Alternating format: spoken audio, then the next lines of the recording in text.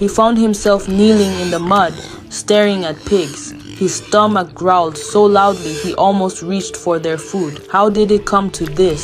Just weeks ago he had money, friends, and freedom, but now nothing. This is the story of a boy who thought happiness could be found far from home, and what he discovered when he finally returned. Once upon a time, there lived a wealthy man with 2 sons.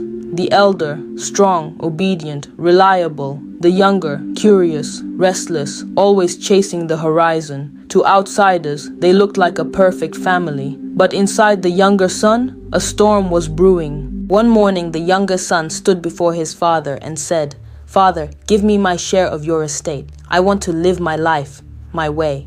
Now, friends, in those days, asking for your inheritance while your father was still alive was like saying, "You're better off dead to me." The servants gasped. The elder brother froze. But the father, he didn't yell, he didn't curse.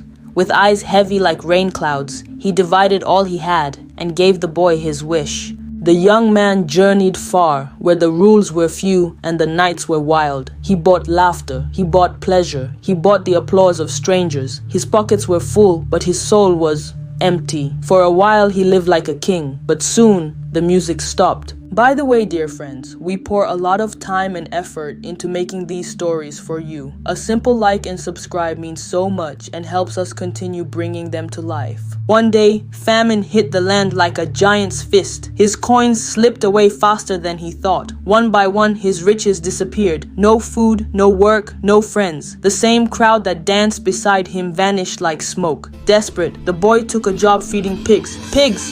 An animal juice considered unclean. He was so hungry, even the pigs' food looked good. Day after day, he stood in the mud, watching pigs devour food he wished he had. And that's when it hit him. Even my father's servants eat better than this.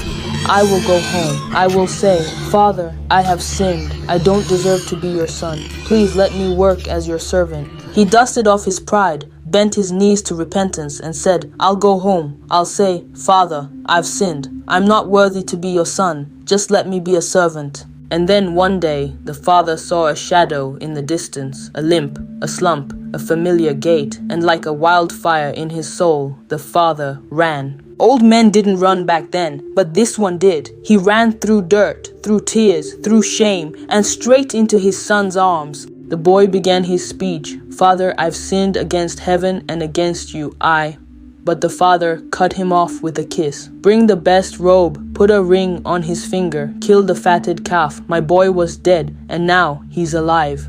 That's not justice, that's grace. But not everyone was dancing. The elder son stood outside the house, arms folded tight. He said, "I've worked all these years, never disobeyed, and you never gave me a party." The father came out, again, to plead with this son too. "All I have is yours, but this brother of yours was lost, and now he's found." My friend, maybe you ran away like the younger son, chasing the world only to find it empty. Or maybe you stayed like the elder, doing all the right things, but with a heart grown cold. Whichever you are, the Father is watching, and He'll run to meet you. Because the love of God doesn't wait for you to clean up your act. It runs to meet you in the mess. You see, this wasn't just the story of a boy who ran away. It was the story of a father who ran faster. The boy ran out of pride, chasing the world. But the father ran out of love, chasing him. Not to punish, but to embrace. Not to scold, but to restore. And that's the truth for you and me today. You can never outrun the love of God. The moment you take one step toward Him, He'll come running with arms wide open. Because in this story and in yours, grace always runs faster than guilt. Love always outruns shame. So come home, the Father is waiting. So the next time you wonder if you've gone too far or stayed too long away, remember this tale of a boy who ran and a father who ran faster.